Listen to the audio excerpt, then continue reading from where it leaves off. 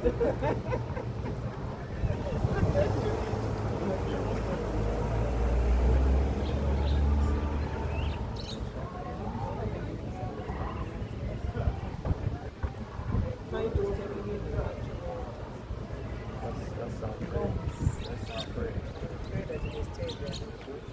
it also helps us.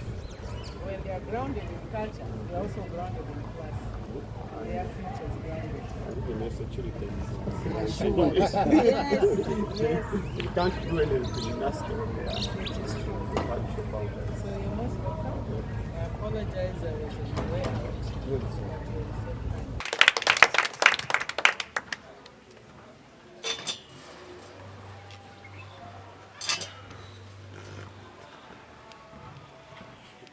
nga mutiisatiisa buli muntu ndaba atiisatiisa.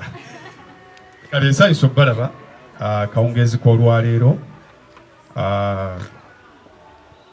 Amannya nze Bakulu Mpagi Jackson, ndi muzzukulu wa Kabazzi ne Ddira Kasimba. Siwuliddewo wa Kasimba wano. Engeri gye Kasimba kuzaala kwaffe tetwagala nnyo kwejaajaamya, tubeera bangi nnyo, twagala tusigala nga tuli batono. Ensonga lwaki olaba nti ndiwo bwoki, ndiwo bw'omu, tuli nnyo bangi, tojja tusanga tuli bangi nga ebika ebisigadde. Naye nga nsanyusa okubalaba, mpuliddemu abanzaala ab'ennyonyi, abo bo mbawuliddemu. Nsanyusa okubasisinkana, mukubira abanzaala mu ngeri ez'amaanyi. Nkola ne 89.2 CBS FM Manduso, radio ya Kabaka, ate nga nkola ebintu bingi byenjo bannyonnyola. Siise bw'omu, njala bempise nabo basooke bababuuzeeko. Kasooke ne yatukyaziza, omanyi mu ttiimu mubaamu n'omuntu nga ye Mwami Kaleebu Ssebo, sooka ojja obuuze ku bantu wano. Oyo ye Mwami Kaleebu, kasita awulidde nti nzijja wano n'aŋŋamba ogendaka.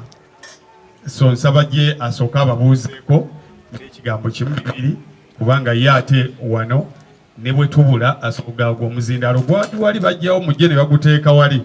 Ssebo nsaba obuuze ku bantu baffe bano. Zambogo.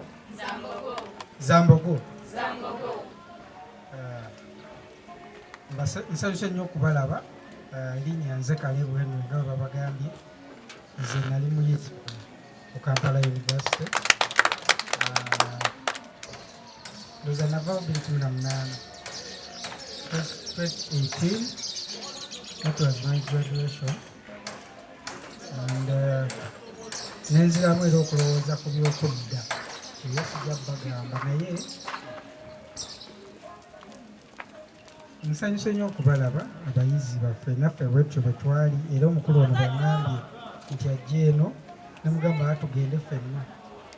Nsinga kolagana ne ofiisi ya Mr. Sekatawa Julius because yakwasaganya ab'amawulire, naye abayizi tebasaba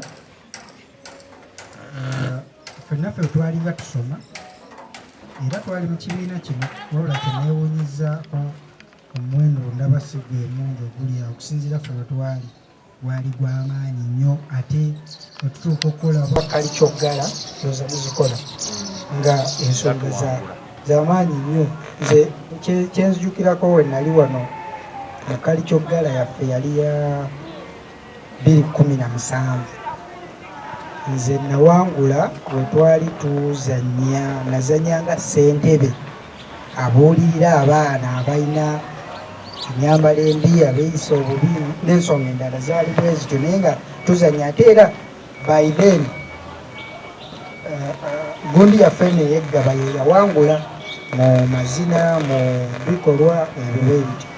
So ng'abavubuka kyembakubiriza wano tujja nga tuzze kusoma n'okukola emikwano, wabula nsaba tukole n'emikwano egyo egitugattako, oba oli awo gisobola n'okutuyamba okututuusa mu bifo ebyenjawulo. Kati nyanzi nayita mu Nkoba za Mbogo nangatta ku Kezimbira ndoza mugimanyi puroguramu eyebeera ku CBS. Abavubuka nga era mbakubiriza mugendengayo buli basange ogenda n'oteesa bwemala okuteesa n'ofuna omwaganyi ogwo n'oyiga n'okwogera mu bantu.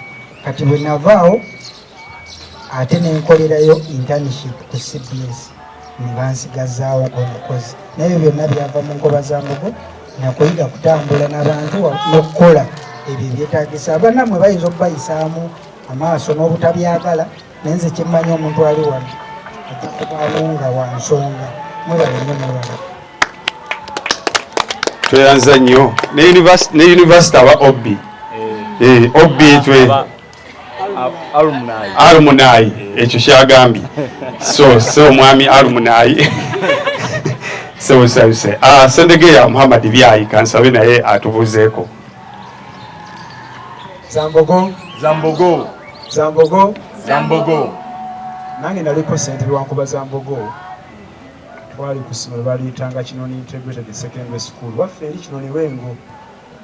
So emirimu gino gyankuba Zambogo ngimanyi, era kyoyitamu nkimanyi mukama wange. Naddala ku mobilization tebeera nnyangu n'akatono. Ate abasinga babirabanga ebyokusaaga, naye Zambogo ne batekwatiddeeko ku mwana. Kizibu okubeera embagubaggu mu nsi eno. Naye kyembasaba kiri kimu nti tufeeyo nnyo eri obulamu bwaffe. Bw'ofaayo eri obulamu bwo, ebisigadde future ejja kukusanga. Naye oba tuli mulamu, ebintu bitabukamu.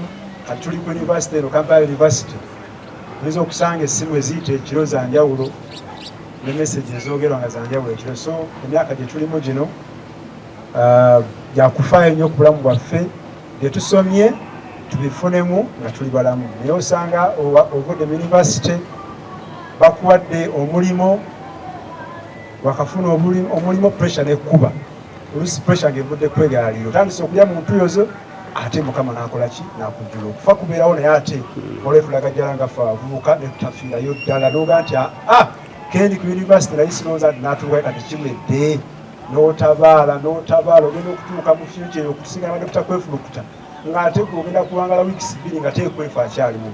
So mbasaba tukume obulamu bwaffe nga bavubuka, kijja kutuyambako okugumiza eggwanga lino. Nze Sendegeya Muhammad Byayi, taata Jubileewo omugagga Senge, nkolera ku radio CBS, nkolera ku channel 9.2 Manduso y'abavubuka b'omulembe Omutebi, nkola akalipagano k'ebidduka ku makya mu program Mukeeze, ate nkola ne kalipagano k'ebidduka mu Evening Cruise, ate era nkola ne program Mawokota empya ku 88.8 buli balaza, era nkola ne mu kitongole kya CBS ekya digiti eky'omutimbagano. Era mbasaba mwenna mugende musubscribinge, teekamu CBS FM UG.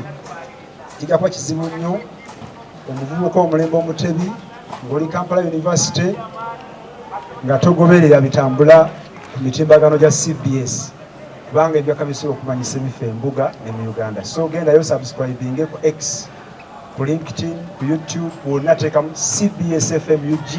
Smartphone ejja kudda bujja ng'otegeddemu mutimbagano gwa CBS. Mbaagala nnyo, Ssaabasajja Kabaka awangaale.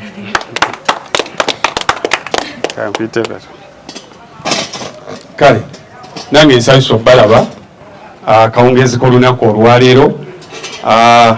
Nga bulijjo era abalenzi baba bamputtu, baba batono mu bintu bwe biti, naye abakyala twekubira engalo ez'amaanyi. Kakati nze nekyandeese wano kitono nnyo. Omulamu omukulu yaŋŋambye nti gwakwagazisa bantu nsi yaabwe. Kakati ensi kigambo kigazi, bwe boogera ensi kigambo kigazi, buli omu alina bw'akitegeera. Naye ensi bwe ndidda wano tuligaziya ebisigadde, naye nga akola introduction, leero katukole bukozi introduction, bwe tulijja tulikola bode. Introduction y'ensi etandika naawe, gw'ensi eyiyo. Naddala ku myaka gino emivubuka, ensi gyoyogerako eri mu mabira, ensi erimu zi game parks, ensi erimu obukulembeze, ensi erimu Amerika, eyo yonna engazi etandika naawe. Mu nsi yo kitegeeza etandika na bulamu bwo bwe bukola ensi. Era bw'oba tobulina oba tewali ensi ne bwe tunaakunnyonnyola emyala bagigogola bwe bati ojja kuba toyina ky'osobola kugikolako. Ensi y'obulamu bwo bw'ebanga nnamu bulungi eri ensi endala okugyagala kiba kyangu nnyo, because you can't give what you do not have. Bw'oba toyina bulamu n'ensi tosobola kugiwa bulamu, bw'oba toyina kwagala n'ensi tosobola kugiwa kwagala, bw'oba toyina mukwano n'ensi tosobola kugiraga mukwano. Abasinga wano mu relationships yadde bwe nababuuza mujja kuwakana naye wangi kubanga temujjukira mwasembye ebbanga ddene nnyo ggulo. Kakati bw'oba toyina mukwano tosobola kugaba mukwano. Kakati wano wetuli, lwaki introduction ngikoledde ku bulamu, wano wetuli ku university ye roundabout y'obulamu. University ye roundabout esembayo mu bulamu bw'okubeera omwana n'okubeera omuntu ki n'okubeera omuntu omukulu. Bw'oba okyasoma osobola n'okuyimiriza taxi ne bagayo omwana wa ssomero oyo ne bakutwalako. Era ne bwe baba essaawa zino ewammwe wabaayo ekizibu kibakaluubirira okubuulira, batera kubuulirako nga kikwetaagisa kubeerawo ne bagamba abaana basekatawa nabo mubayite babeerewo. Naye essaawa zino tewali nnyo bizibu bye bakuloopera, wabaayo embaga kizibu okuweereza kaadi. Era abali wano batono abaakafuna ku kaadi z'embaga mu famire zammwe babayitira wamu ab'enju y'omwami sekatawa, naawe taatawo nakubira waaye tujja kgenda ku mbaga ya gundi ogendera mugongo gwani gwa taata oba gwa jjajja. Era tewali we bakugamba nti obadde oteesa otya kikalubamukko, kubanga balowooza okyali ki, okyali mwana okyasoma. Ne bwe tutuuka wali mu ssaawa yakubaako akabbo ke tusonda, bwe kakutuukako baga oyo agenda tutabulire kyayi, genda olete kyayi, oba mwana kyali awo, gwe okyali mwana kyali awo. Naye olunaku lw'osimbula ekigere n'ova mu university n'ogenda kutandika okubeera omuntu omukulu. Kakati eno nze njiyita roundabout. Esalawo ova mu university nga oyingira ensi eri endala ey'akatale ka bonna, oyingirayo nga muntu kikaaki. Okusooka osobola okuyingirayo ng'olina diguli yo nga Sendegeya bwakugambye, olina masters zo, naye nga entandikwa y'obulamu yo nga toyingidde nayo. Obulamu mulimu emitendera, mbwawulamu emitendera esatu. Tuyinamu spiritual life, we have mental life, and we have the physical life. Gye mitendera emeka? Gye mitendera esatu. Era tebakulimba nti omuntu alina obulamu bwa mulundi gumu. Bw'oba olwana olwanira obulamu bwa mirundi emeka? You fight the mental life, you fight the spiritual life, and you fight the physical life.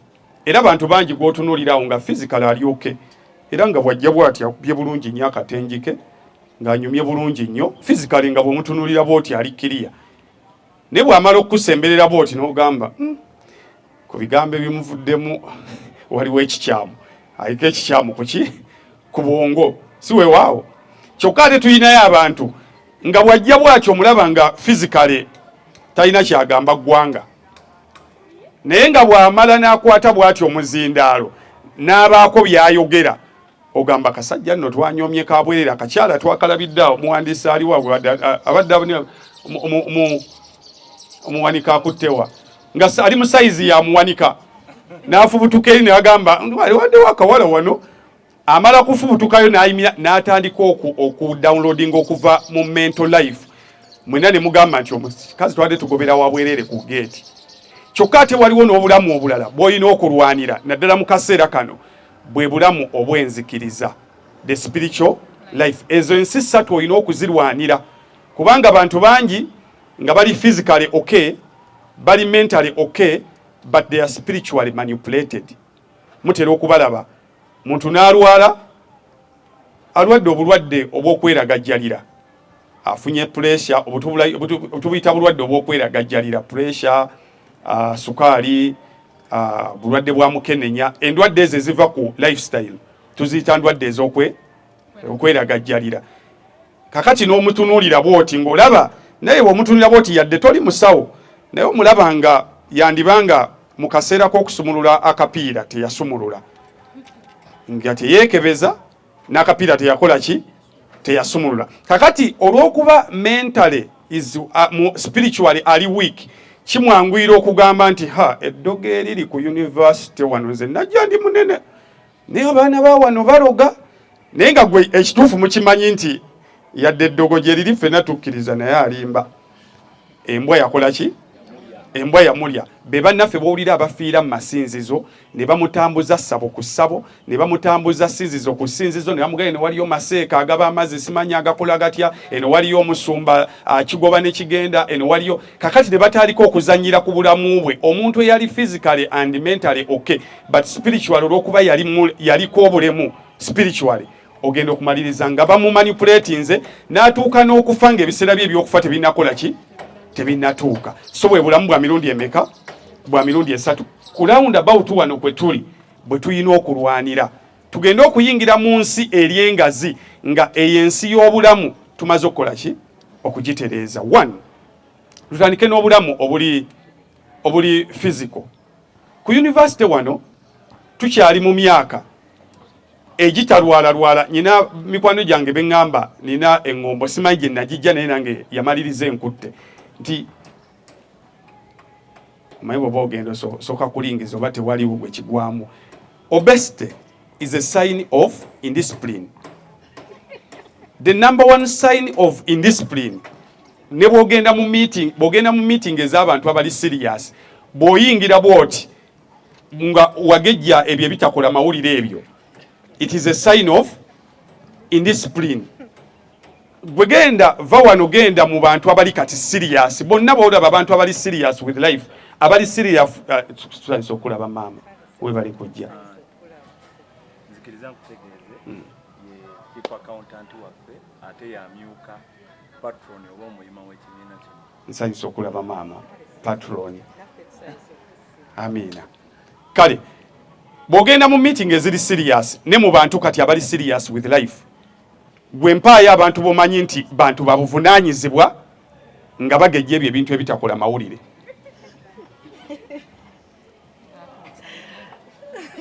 Ontegedde bw'otandikira ku mukama waffe Ssaabasajja Kabaka, dduyiro kyekintu kye era bbanga lyonna alwana nnyo abavubuka bakole ki?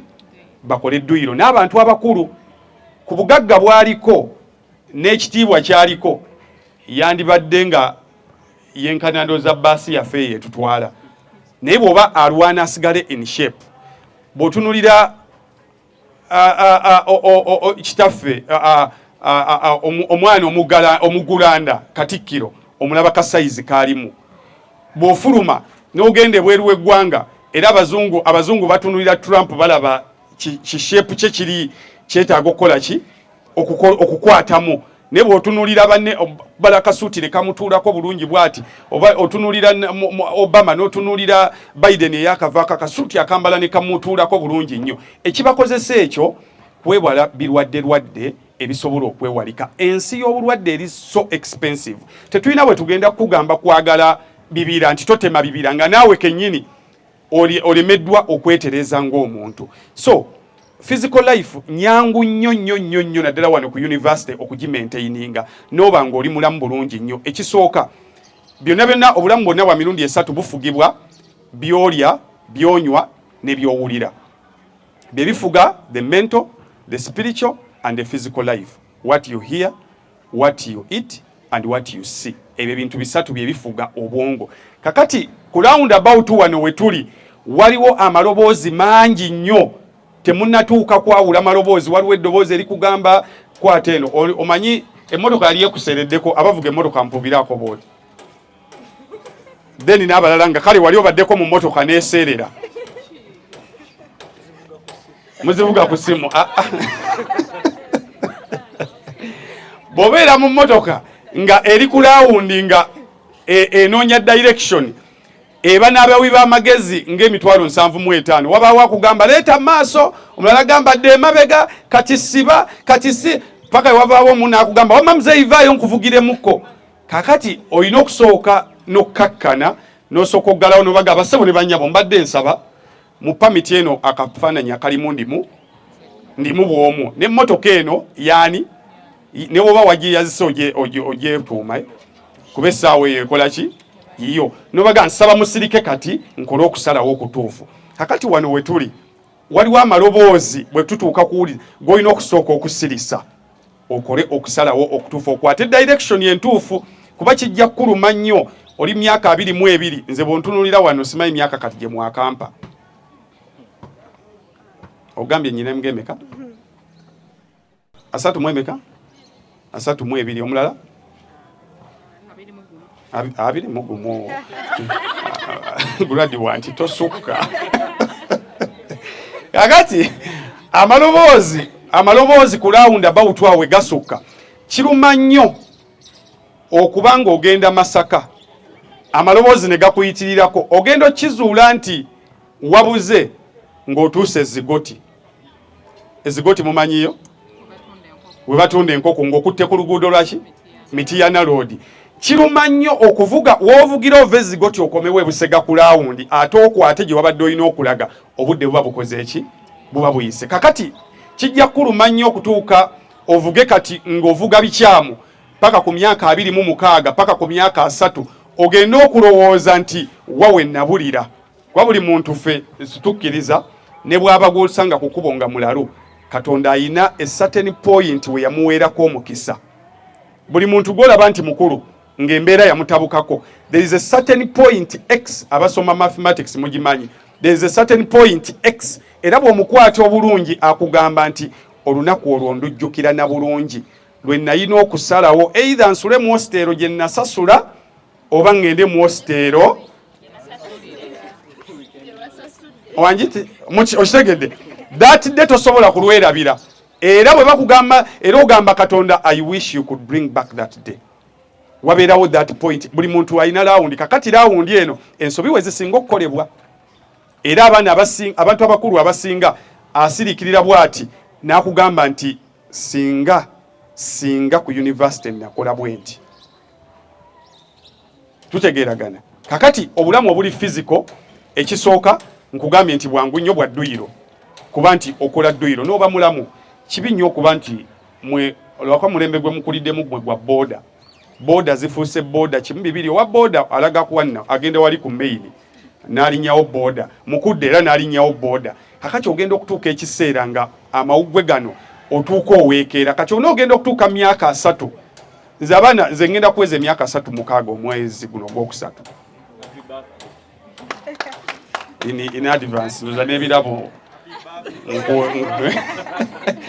naye osanga abaana be wasoma nabo wotuukira emyaka gyange obeera ne ba obbi bangi be wasoma nabo mu nasale oba n'aba primary oba n'aba secondary n'ogattako aba institutions eza waggulu oba n'abantu bangi naye waliwo omuntu gw'osanga n'ogaba ssebo ne bannyabo nga si bya ssente because saagala okulabika obulungi physically mental and spiritual okiteeke ku ssente kubanga Katonda God is very cheap na buli kintu kye yatuwa ekiteekawo obulamu kiri very cheap simayo ba wali okyegendereza nti buli kintu ekireeta obulamu kiri cheap ate buli kintu ekitwala obulamu kiri expensive ako mukategedde buli kintu ekireeta obulamu kiri buli kintu ekitwala obulamu kiri kubanga Katonda bwe yali atonda ensi eno yali very calculative yakimanya nti mwabasoma biology obulamu bw'omuntu 70% of your body is water not beer 70% is water not whiskey not beer not walaji kakati bwe banga 70% of your body should be water why do you take 70% of whatever you drink nga si water era bw'obuuza neighbor nti wayi gwe ng'ayagala obulamu bwo alina n'ebirooto by'omu maaso ebyokufuga eggwanga lino ebyokutereeza ebiganye byonna wasembye kunywa ddi amazzi agambye ekigakaawa gakaluba bagamba gakaluba omanyi amazzi ogenda n'oganywa ne gakalubirira kakati if 70% is water kitegeeza bw'oba oyagala ensi yo you need to take as much water as possible kyova olaba teri mulwadde gw'ogenda kukyalira mu ddwaliro abasawo ne bagamba nti omuntu ogwo wazze okulaba is fighting for his or her life era twamutaddeko eccupa ya soda tusobole okuzza obulamu bwe. Wangi waliwo eddwaliro gye wali ogenzeeko nti okumanyanga obulamu bwe tubwagala nnyo twamutaddeko eccupa ya bbiya era kyajjamalemu ekika kya bbiya bwekiti kati tufunye bbiya bwati kati gwe tumutaddeko obulamu busobole okukola ki okutambula. Gwe weebuuze gwe wajjawa ekirowoozo ky'okutandika okuteeka bbiya mu mubiri gwo nga Katonda yakugamba 70% is water. Mukama yeebazibwa abooluganda wangi. Kakati bw'otunulira ebintu ebyo nti teriiyo va ku boda ya Kenya genda ku ya Tanzania, va ku ya Tanzania genda ku ya Southern Sudan, va ku ya Southern Sudan kirira ku ye Rwanda, gwanga kile tusalagana nali ensale ddala. Tanzania teriiyo ojja kusanga okujjako ng'embeera mbi ojja kusanga kidomola ky'amazzi nga kya 2,000 nga kya mutwalo.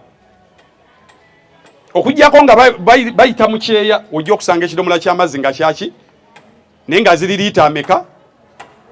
Ne waliwo obuntu bwe babaguza mu bbaala ekiro kabeera weekati ng'olukateekayo bwoti naye ogenda okumaliza bagayijjo 10,000 ate okanywa ekinnuma okanywa ofunyiza bwoti nga bw'okolimira abakulaba n'ogamba ani atamukaka onyiza bwoti. Kakati bwe tutuuka ku by'okunywa nywa ng'omuntu ayagala ensi yo. Omuntu ayagala ensi yo togenda kyogera bwogezi osooka kwagala bulamu bwo. So bw'oba onywa buli kyonywa sooka obuuze ddala kino nywa kwagala nsi yange oba nywa kusaanyawo nsi yange. Omwana omuwala n'onywa ne batuuka okuzza ku yunivasite n'ozuukuka nga ne hositero gy'olimu tomanyi wagituuseemu otya.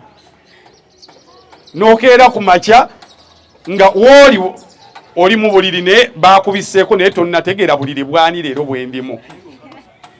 Naye nga gw'osemba okujjukira nga muva ku yunivasite ne banno 6 naye tomanyi mwakomyewo mutya ng'omuntu alina kusooka kukunyumiza after 2 days nti awo bwe twasoze tukutwala ewa Kasaato bwe yakugjeeyo n'akutwala ewa gundi. Kakati ebyabaddewo wakati w'essaawa ezo n'essaawa z'ozuukuse, how are you going to account for that time?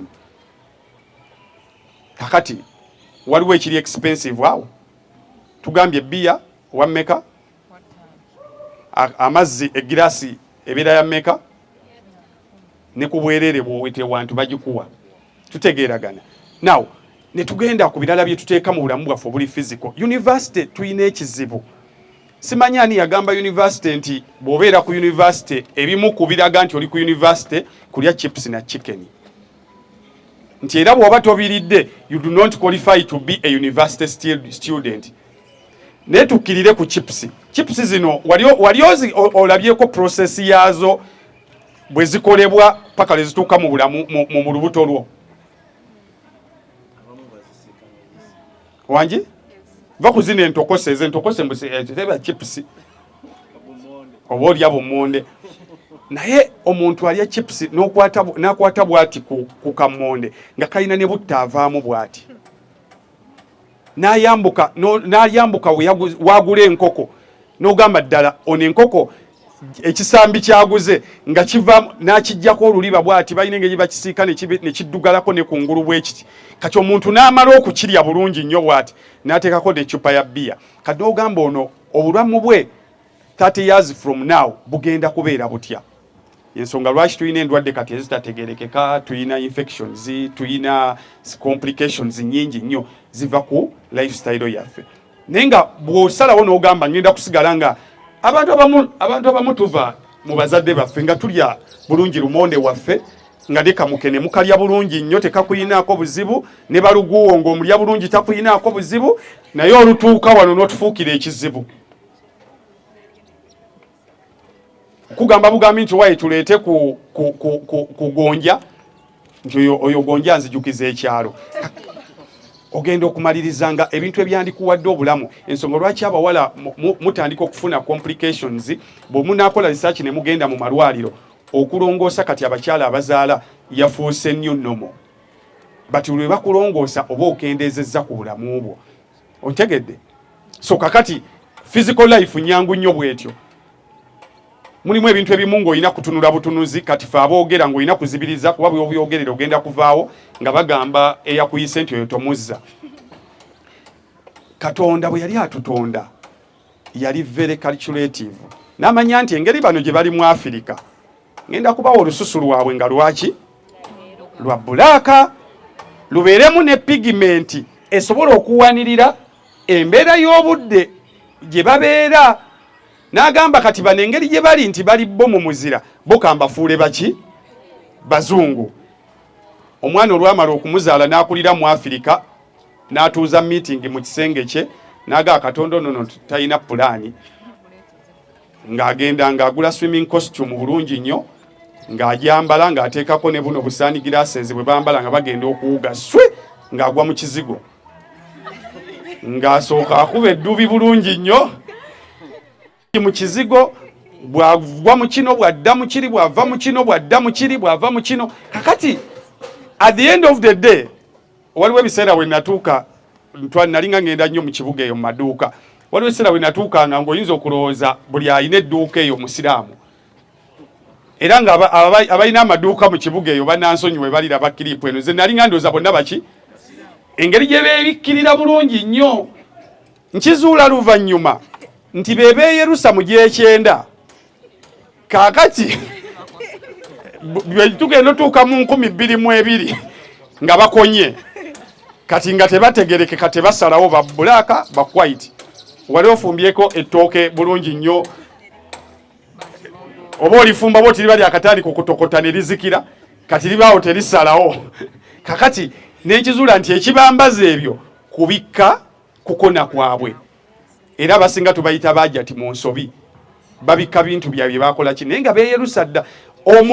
Omubiri guli very serious guyina tissue gugeneratinga tissues buli lwokola bw'oba oyagala okikakasa bw'oba wali ofunye ku bbo okimanyi omubiri guddamu ne gugeneratinga tissues ne guddamu ne gwezimba. Kakati gwe ne bw'ona okuuta olususu luno n'olukuuba kiro na misana ne bakugamba waliwo kati empisa eyazze n'ogyekuba n'okola buli kintu at a certain point x omubiri gujja kankuwa example abasuula ku nnyanja mukimanyi waneggaba amazzi musobola okugayiwamu ettaka ne muzimbamu munda ne bazimba paka munda mu nnyanja but at a certain time x ennyanja yeerwanako era ogenda okulya bagamba ennyanja yatandise okulya abagyetoolodde ng'olwekomawo mu kifo kyayo. Kakati naawe pigments zo zigenda kwerwanako zijja kudda kati bwe zidda zirwanagana n'ekizigo kati tebereza nga gwe battleground kyani kya kizigo kyani kya kizigo.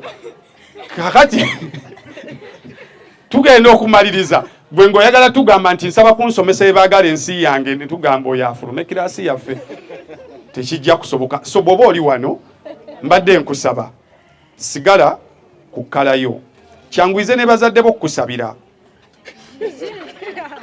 muzadde waali mukyala afukamidde mukama nsabira omwana wange omuddugavu ali ku Kampala University saala etuuka wano ekunoonya tekulaba eraba bazungu ng'eddayo return to sender ati Katonda omubuzaabuza. So mbadde nsaba obutalemesa ssaala zaffe kulowooza nti ezikola fe abasabira sigala nga bwe twakola ki nga bwe wajja tusobole okwewala endwadde. Bannange siriimu tumutya atta naye kansa muganda wange kiralamu ebya kansa birala siriimu ye tumwogerako ayinaliko ne kumpeka eziweweeza era tulabye baganda baffe bangi abawangadde ne bazaala n'abaana ne bafa bukadde n'abamu abatamuyina ne babasooka okukola ki naye ebintu bya kansa birala nnyo abagezaako okumulwanyisa okulya obulungi lya kino tosiika waliwo abantu abasiika ne musiika n'ebitabakwatako n'osiika ebbuga n'osiika n'ennakati n'osiika kakati ogenda okulaba nga ogenda okudda ewa kitaawo ate yakuwangadde mu bulamu bw'ensi eno nga gaba mpe ku boyiro kakati gwe olaba kitaawo ng'asaba boyiro gwe ki ekikugaana okusaba boyiro essaawa zino ogamba oyo sijja kumusaba nga nfuuse wansanvu. So physically obulamu bwaffe bwangu bwakuuma singa tubeera vigilant on what we eat and what we drink. Tutegeeragana abalenzi abali wano tutegeeragana tukwetaaga obeere ng'oli mulamu ensi teri yajagala nga mufu kasitofa bwoti kyova twanyigidde nnyo yagenze n'asaba omulambo kaadi kasitofa bwoti firimu ye ebeekoze eki eba ewedde abasiraamu mukimanyi oba tokyayina kyoyinza yadde okusalawo kebere emmotoka yo kebere suuti yo kakibere kingo badde okyagala nnyo oba tokyasobola kukikola ki kukisalirawo kati bw'oba oyagala okubaako by'osalawo mu nsi eno Uganda bikyuke lwana nnyo osigale ng'oli ki ng'oli mulamu physically bw'oba owaka booda akuvuga olina gy'olaga yadde oli transport kale yamukuweereza era gambye yanguwa nnyo omuzimu gunkutte yanguwa munaye omuzimu ababaweereza transport omuzimu bwe gukwata akuba buli luvannyuma ddakiika 2 akuba oliwo otuuseewa kakati gwe obulamu bwo olwedde obututte ewantu temumaze kwekebeza oli ku speed olwokuba yeyakuyisiza mu semester naye nowa booda akuwenjula tosobola mugambako nti owaayi booda mbadde nsaba ontwale mpola oli gyendaga yadde agambye kale waatali Syria naye era ne bennakyawa bakyalya naye nabo bakiŋŋamba omugee nti akabukuba gino university kwe tuli tukozesa nnyo booda era ogenda okwesanga nga tubeera mu bubenje bwa booda kakati mugambe nti kola ki nvuga mpola zino sente zange tutegeeragana kiruma nnyo omuzadde essaawa zino bwe munaazaala guno gwe mutendera omuzadde wasirikira bwati n'abeera mbakulu banneeyo gye babeera gye mwabaleka naga base omugyebali omanyi yefe abalina omwana ku university n'ayitawo n'agenda nga sawa yakulya kavimbo kakati waliwo abatandise okuweerera ttaamu eno akaana kali mu nassale abeera alina byayogera wayobadde kireka ffe abalina ku university twogera tuition oyogera simanyamwa kakati aba yakamala okuvimba bwati nga bamukubira essimu nga wafudde ebintu ebitakola mawulire asiriikirira bwati n'agamba kakati nakalemu ono ekyabadde kimukoze ekintu ABCDA kyekyaki mweno temukyafa hysteria bwe tuba twogera ene musobola okubaamu abakyafa hysteria abaana bwe tuba twogera n'abaana ba secondary baba kyali ku level za hysteria haji omukwano gwange bamukubira essimu nga muwala wayagala kwewa butwa n'atuukayo amubuuza mwana wange kiki my boyfriend chucked me haji yasiriikirira bwati n'atunuulira eya pasita bugembe embaata n'asirikya bwati n'ekyokukola kyamubula nga manye bye bamuyitidde biri serious ne boyfriend wati kakati nsaba obulamu bwaffe obuli physical tubukozese bulungi bwe tujja okuyamba Obuganda tuyambe ne Uganda yonna then obulamu obuli mental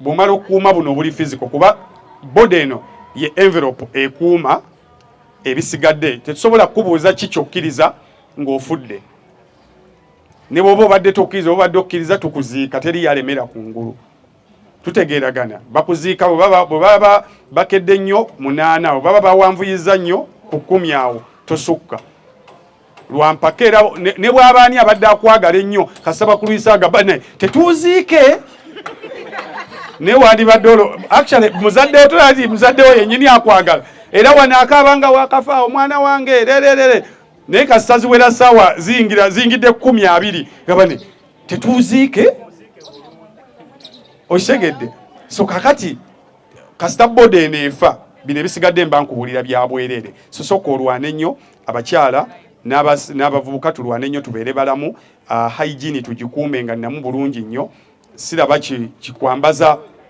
njogedde ku kansa myaka gyaffe gino kansa w'amabeere yatandise era bw'ofuna obudde ogendamu ne bakola ki ne bakuscreening obudde nga bukyali naye bimuleeta ogenda okwesanga bakugamba ebimu biva ku bukyafu n'omubuuza oli kati akaleega kava katya mu white ne kafuuka ka brown nga naye tamanyi nagamba wali nalabirawo nga kakyuka nange nakaleeta ka white naye munange nalabirawo nga kafuuse kaki nange saamanya n'omubuuza kati ate kali akapala akatono nti owaayi obudde obukooza bwambula neŋŋamba kasita tebakalaba nenkaddamu ennaku zange nga 2 nenvugira awo tulina abalenzi muganda wange ate ba abalenzi biralamukko bwe tutuuka ku hygiene mulimu ebintu ebimu ng'olina kusooka 206 nga ddiini alina kumala kuyitibwa ayogereko naye nti kasaziwera ssaawa nga 2 tusaba onaabeko ng'eyo meeting erina kusooka kutuula naye nga obulamu bwaki ogenda okumaliza ng'ebirwadde ebiri awo ebiva ku biwuka ebiri mu buliri bwo tebiina bwe bituukayo gwo bituusaayo bino mbyogera kuba nabiyitamu kakati mentale kyangu nnyo nakyo nga bw'olabye physically nti biki byangu nnyo obwongo bwo buno ye kompyuta abasoma kompyuta obwongo tugitwalanga ebeera CPU minus that bino ebisigadde bode ne bwebeerawo nga nnamu bulungi era ng'osobola okujja bulungi ng'oyambadde bulungi otaddeko ne gaalubindi naye obwongo bwo kasita bubeera nga tebukola obeera bode ye kumenyera bwereere tutegeeragana era mulimu abawala gw'osanga nga labika bulungi bwati nga bw'atambula bwati ogamba tambula tulabe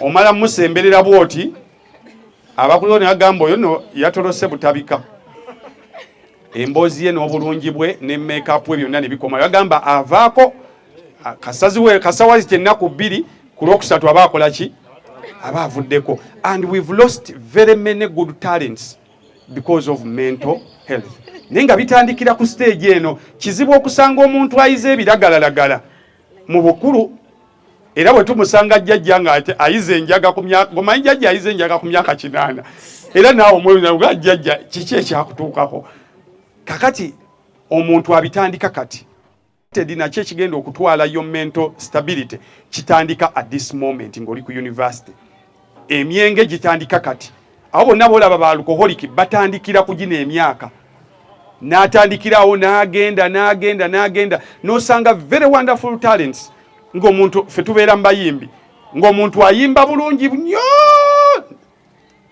naye nga bakugamba okuyimba ayimba bulungi naye tweyanzege katusigale ku nnyimba ze naye ye ng'omuntu n'osanga omulala nga byayimba biri awo byakugattagatta naye nga kalabika bulungi nga mwenna mugaba naye muvubuka oyo gwe temunalaba ku muyimbi gundi bw'alabikako bw'ati kati mwe mugamba naye byayimba tuyite gundi emugamba naye gundi bw'anajja wano olunaamugambako nti tusaba oyitwongereyo oluyimba lumu ajja bba wemula oluusi ajja kujja wano nga yenna byawunya temubitegeera so mental instability limits your opportunities so lwana nnyo obwongo bubeere nga bukola ki nga kwebuli bw'oba oyina by'ogenda okunywa sooka bibuuze mu mubiri bikola naye ne mu bwongo bikola ki ne mu bwongo bikola ezo stress ezimu ze twetikka ku mitwe ezituviirako okuyingira mu kwennyamira depression ebimu nno ku myaka gyaffe biri awo biri simple oli abeerawo ng'ali atandikiriza mpola okuyingira depression omubuuza kiki ekyabaddewo nti ku Valentine they didn't post me n'atandikirawo mpola n'abeera mu bwennyamivu n'abeera mu nsonda bw'ati what happened I called my boyfriend talinakwata kuva ku makya bibeerawo nga nsonga ziri very very stupid kati atandikirawo kati ebizibu ebirala omanyi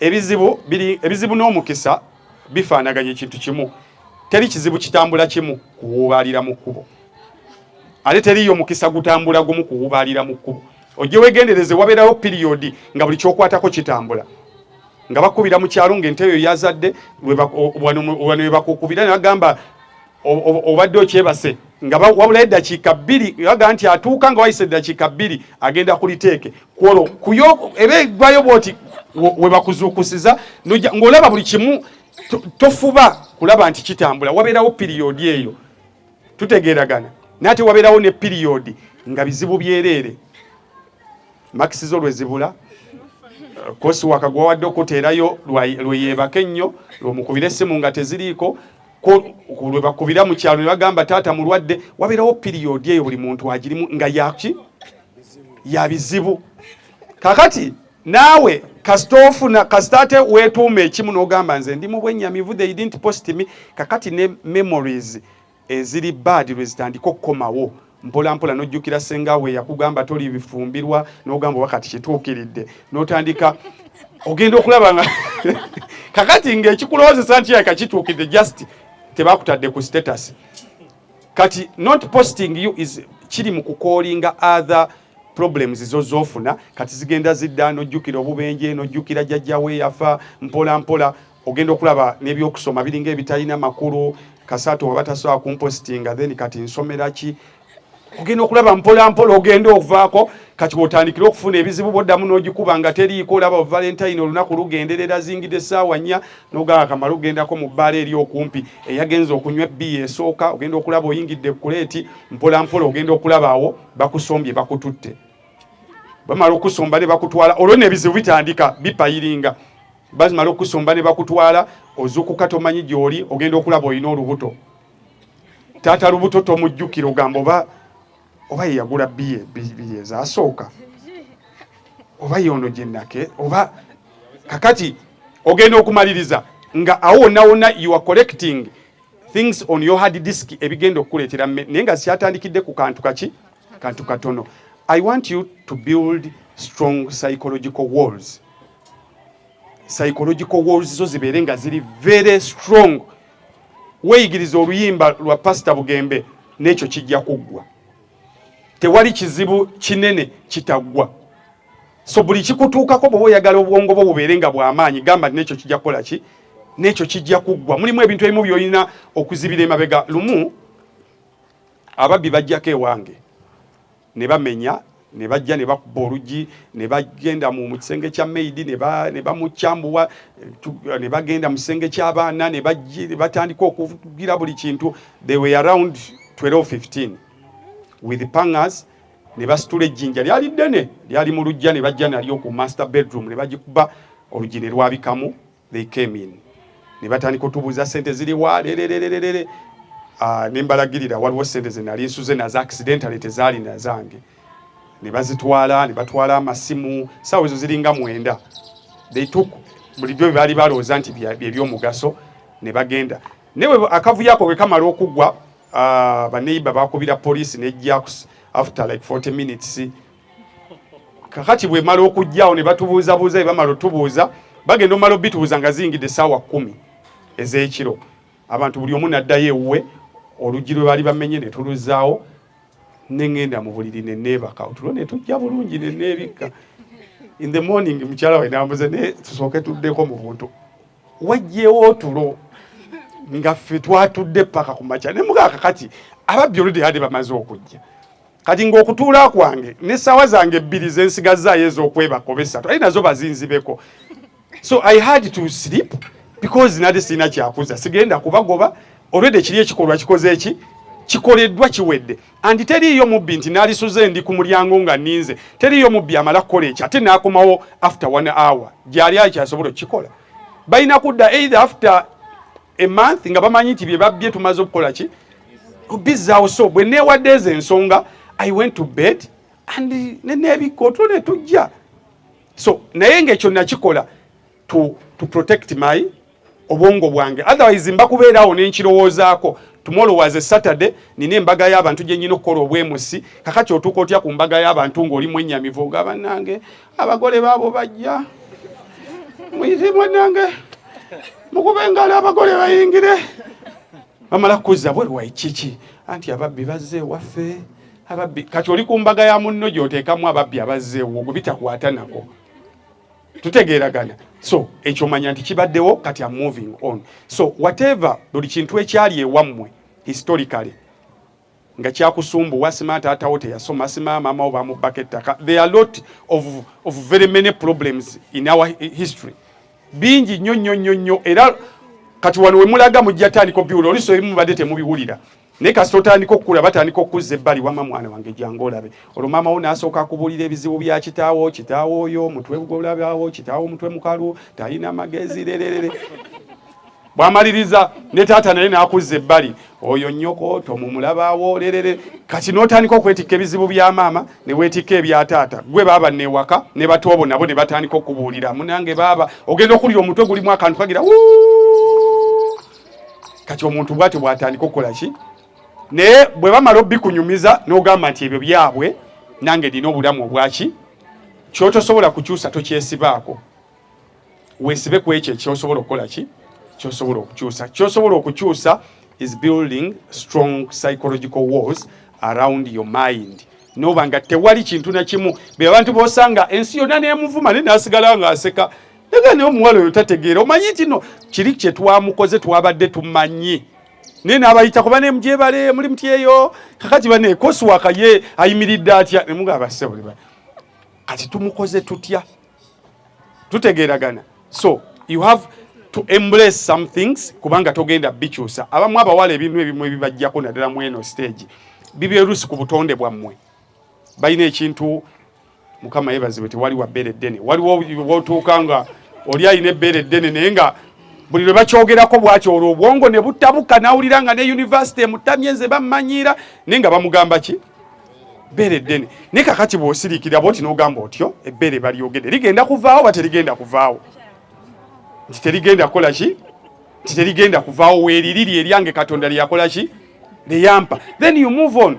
Ffe we twasomera manyi mu bwongo bwammwe mwagalowoozezaako dda amatu nga buli muntu bwati weekyusa bwati kulaba bwati era nga buli agenda okuvuma kyasooka okukola ki kakati gwe n'okyembulesinga nti weegali tegagenda kukola ki kuvaawo ate mu binnuma tegaliimu sinnakeerako ne ŋŋamba nti bassebo ne banyabo mpulira geetaaga sajjale tegagyetaaga munnaye ogenda okumaliriza nga amatuugo kintu kya bulijjo ng'olivera ennomo n'ofuna advantage nti bwe bagenda okukuba passport photo gwe ate toteekayo buti wano abamu mumala kuteekayo buti n'oyira bwoti ogenda n'okulaba nga amatuugo ga mugaso ng'oyingira university nga weeyongerayo ekyo kikubye kikoze eki kigenze mu gyabagamba ateekayo buti simate tukuleegera simayakola ki then wabeerawo we mubeera mu kibinja g'osobola okubeera identifiable ntugamba oli ow'amatu oli like ne weeyawula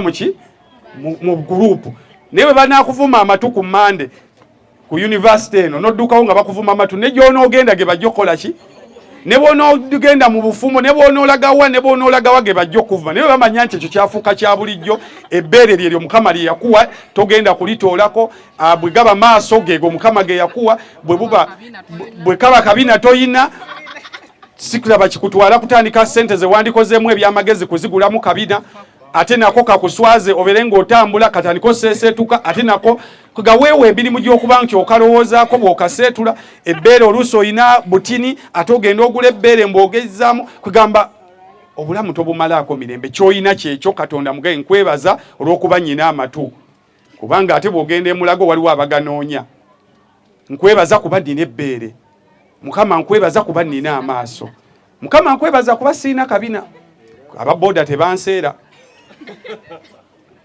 mutuukawo mugamba nzikiddako waggulu wali 10 abanga atwala akaana akato cwinga akutwala ne waliwo omuntu ajja nga ye tebagenda mutwalira 10 nga bamutunuulira batibaga tekijja kusoboka 10,000 zikole ki zikubeeremu then n'obutaba na kabina kikuyambako okusigala ng'oli mwana abasajja ne batakusumbuwa naye gwe tonnatuukako ku mwana ffe tubeera mu masomero n'olaba omwana ng'ali mu senior 1 naye ng'ebizibu bye yakafuna olw'omubiri gwe tobimanyi muweno n'okusoma mulimu abakazi bwe tusangeeyo naganze naalisomye naye akabina ke kannemesa abasajja kimu bibiri nsiye eno siye erisi kati ate ne ŋŋenda njimuka bulungi ate bwe mugenda ne muteekako wiigi ne gujja bagira ng'olina kutandika kutambula nandagamuntu yo bannange ndi under 18 bannange ndi under 18 bannange ndi under naye gwali mu sayizi yaffe tewennyonnyolako bakulaba bulayi nayagaka kakato ng'osoma eyo semester ng'egenda kato bajja kusiba eyokubiri nayo ng'eyitawo. So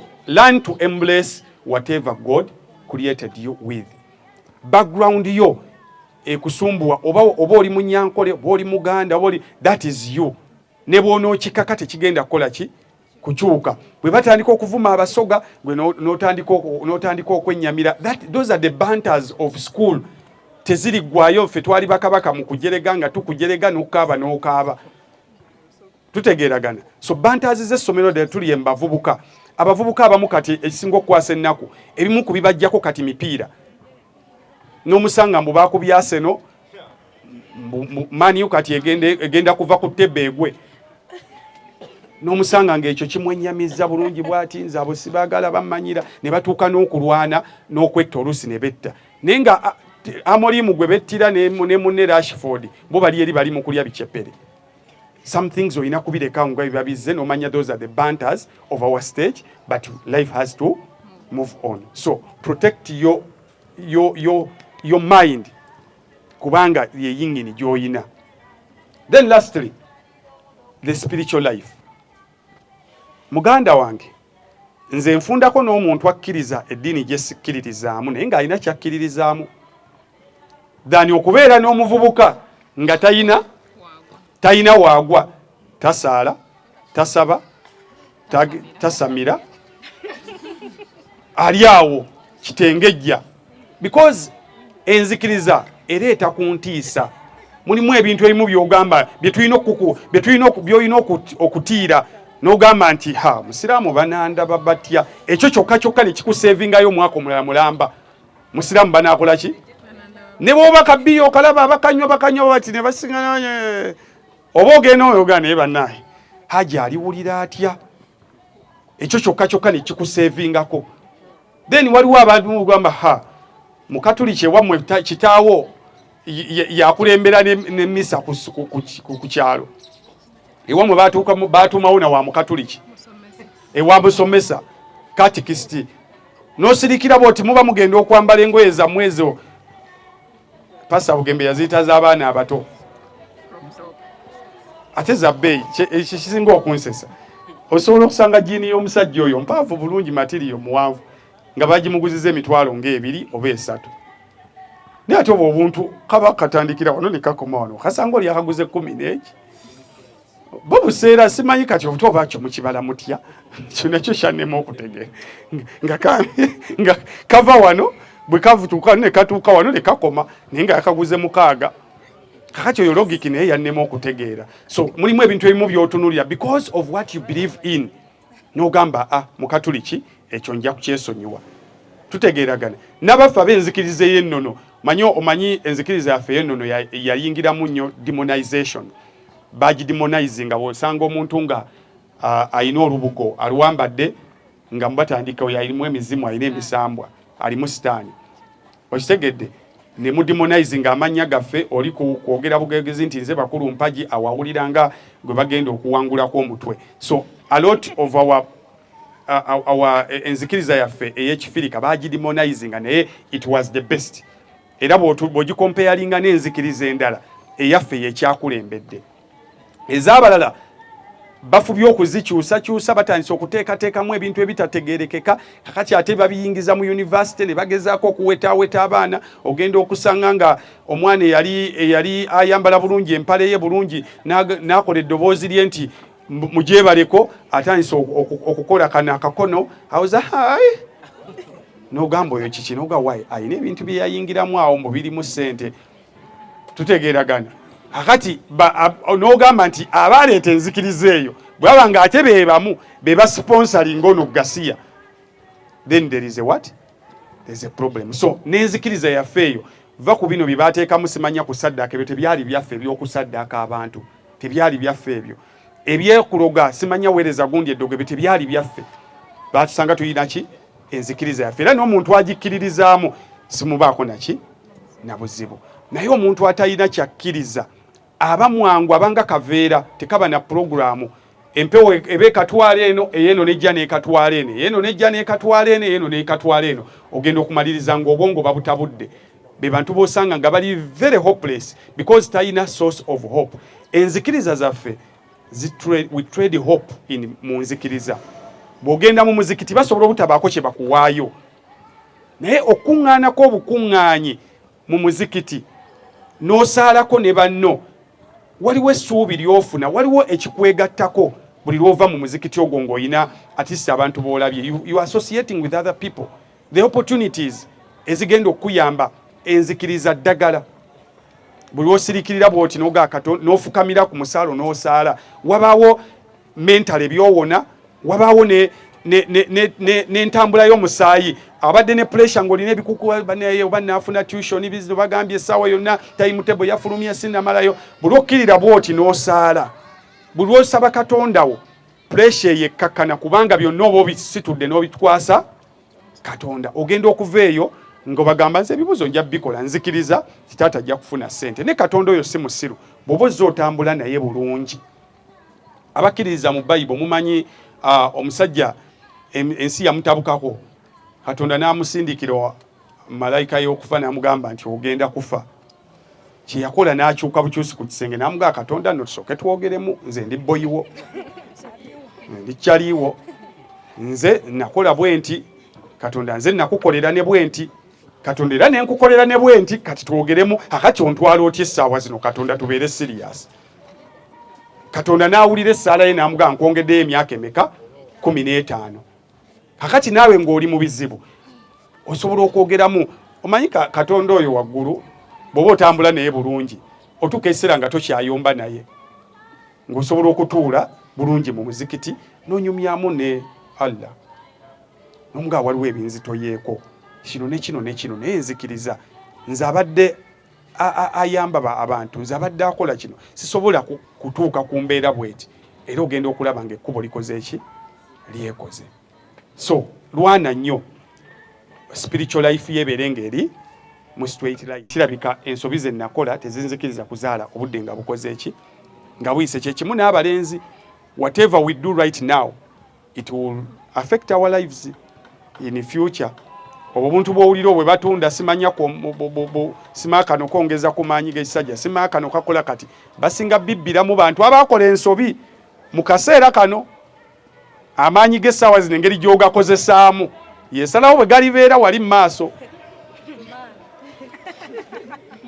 Okisegedde kati gwe bw'obeera wano n'okola ebintu ng'alowooza nti enkya teriiyo ogenda nkya enkya ejja kuyamba etuuke.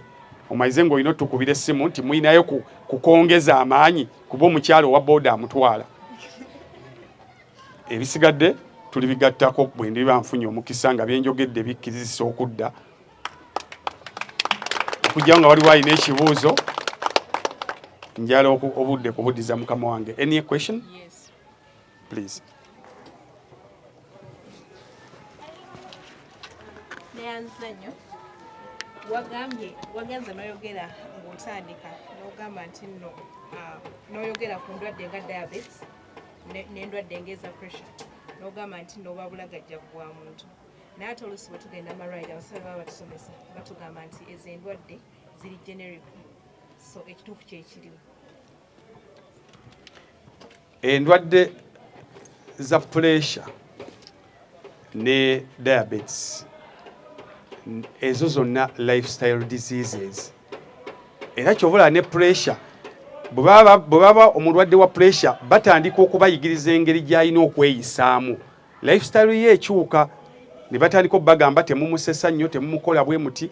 There are some few elements of gundi simaya tuzisikira n'ebiringa ebyo eyo factor weri, but primary factor esinga eva ku lifestyle. Ontegedde mulimu abamu taata yayina sukaali kati nange nsobola okubeera naye kitegeerekeka naye bwe baba bakizudde obudde nga bukyali n'omanya nti ewaffe ekitutawaanya taata yayina ki sukaali n'otandikirawo as early as possible okumanya bw'omaintaininga ogenda okutuuka myaka gya kitawo gwe nga sukaali omutegeera bulungi. Ontegedde kuba tulina abantu abalwadde ba sukaali mubamanyi bamugaa tomuwa nnyo sukaali mungi balina ebintu bye batandika obbajjako. Kati gwe kitegeeza bw'obivaako obudde nga bukyali lifestyle yo n'ogikyusa gw'oyinza obutagoberera kitaawo. Okitegedde ye asobola okuba nga mulimu famire ng'ekiziyiza endwadde za famire nti bonna famire beeyisa kyekimu. Wali olabinzeeko famire gye banywa omwenge nga obabuuza nega ekyo kyaffe kyakika ne bajjajja tujja ku nnono kakati nga batandika okunywesa omwana ku bbiya ng'omwana ne ku mabeere kumpi ayonka bbiya kuba anyonka nnyina akola ki anywa. Kakati kye bava baziyita endwadde za famire kuba lifestyle yaabwe bagisindika n'eyingira mu ki n'eyingira mu mwana. Ewaka ne baleeta bisoda ne bibeerawo, ewaka ne baleeta biswiti ne bibeerawo, ogenda okumaliriza nga baziyisa endwadde ensikire naye nga okusinga ziri nnyo mu lifestyle. So lifestyle gikyuse. Kakati tugende kale ogambe bannaye nze byonna nabikola naye era byamala ne bijja kati bwe tujja okugendera kweri secondary factor but primary factor body yaffe eri nnyo ku lifestyle yaffe. Thank you. Any other question? omanyi bw'otofuna bibuuzo either baba tebategedde oba nga bategedde nnyo.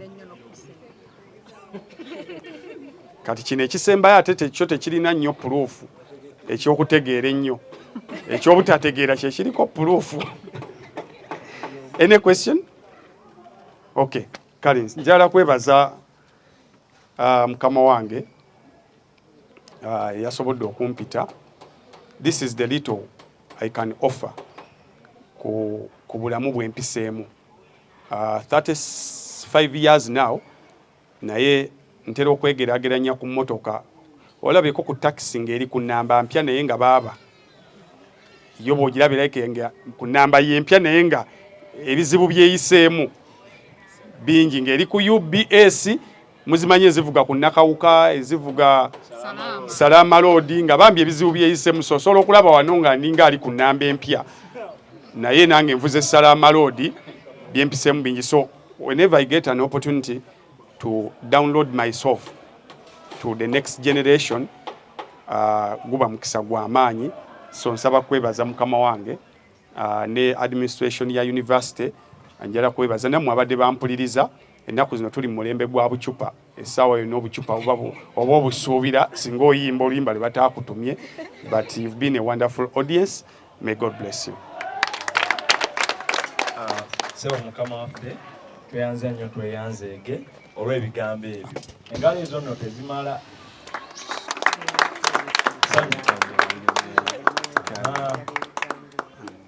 Tweyanze nnyo tweyanzeege.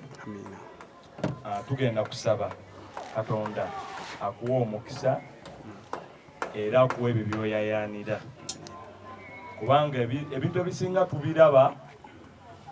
tubiraba bulabi naye tetubimanyi. Naye ate bwe tufuna omukisa ne muba nga mutugamba ebigambo bwe biti, naffe tufunamu enkyukakyuka. Ebiseera ebisinga si kyangu okutwala byonna omuntu by'aba ayogedde, naye ate at least kyalibadde kya mukisa nnyo ng'okupiikingamu ebintu bisatu. Bw'opiikingamu ebintu bisatu ku muntu ebigambo by'aba ayogedde, kigenda kukuyamba okujjukira biri. Tiwokolako kimu n'otuukiriza n'ova ku bbiya tugeze, ng'okitegedde wa bulabe eri obulamu bwo n'ogamba nti navudde ku bbiya, ojja kutandika okwejjamu nekiri nti naye n'okunaaba kikulu, nti okubba obupale mbutwale balogese bulime nakyo si kirungi. So kansabe tubeeko ne bye tuvuddeko nabyo wano, tuleme kwonoona bwonoonyi biseera titwazze. Nobeera eyo ng'ojjukira nti dokita yayogera ekigambo bwekiti waaliwo omuntu bwati ne bwati, kyamakulu. Ne mu ngeri ey'enjawulo, Madamu Stella tukweyanzizza okutusuulira ebirowoozo n'ojja n'obeerako naffe akawungeezi kano. Tukubeko mu ngalo kya mukisa. Asaba mukama wange, oli yeddiini waffe, ye Dean of Students, era ava Kiboga, musaza lya Ssaabasajja Kabaka ery'Essingo. Kakati mukama wange nzikiriza benga nkoba za Mbogo wezijja zokka mu Bunnya, twateeseteeseeyo tufune akafaananyi ng'obudde tebunnaziba nga bw'onywa kacaayi, otulekere omukisa n'ogwokkanywako, tufune ekifaananyi tukwase satifikeeti yeeno nga tukwebaza olw'ebigambo ebirungi by'otutuusizzaako akawungeezi kano.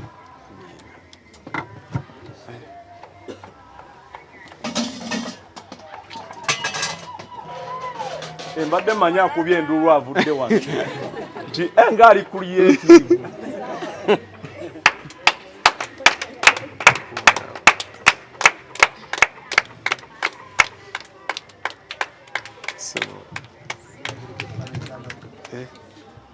Sebo neyanziza nnyo neyanzeege, ebbanga lyenkoledde nina eŋŋombo yange, sikyakkiriza muntu annominatinga mu awaadi yonna. Omuntu yenna okunnominatinga tugenda mu kooti, kubanga nakizuula nti zibaamu obuvuyo bungi, naye awaadi gye nzikiriza yeeyo omuntu nga yagyerowolezza, nga tolina gw'okunze nti nnonda, tolina gw'ogambye goberera linki eno, abantu ne babeera eyo ne bakulowoozaako olw'emirimu gyo. ne bakuwa award eyo teri agenda gikayanya kuba naawe tewagitegeddeko. So neeyanziza nnyo neeyanzeege abagoberezi baffe tweyanziza nnyo tweyanzeege. Mukama bawa omukisa abankubaza Mbogo.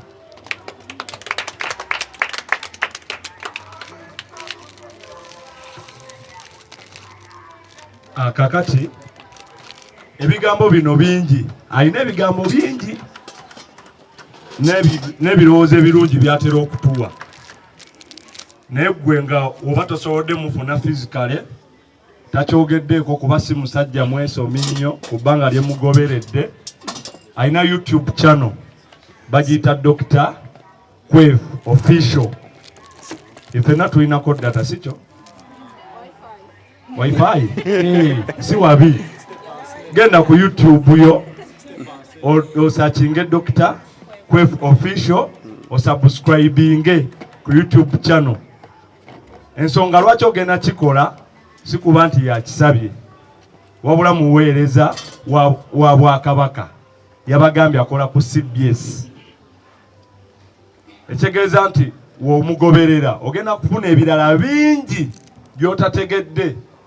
Ate era sebo Mukama waffe twakitwala nti gugenda kuba mukisa ogwo okuddamu okwogera naffe, wabula ate ffe kigenda bba kya bbeeyi nnyo okuddamu okuyita kuba tukisuubira.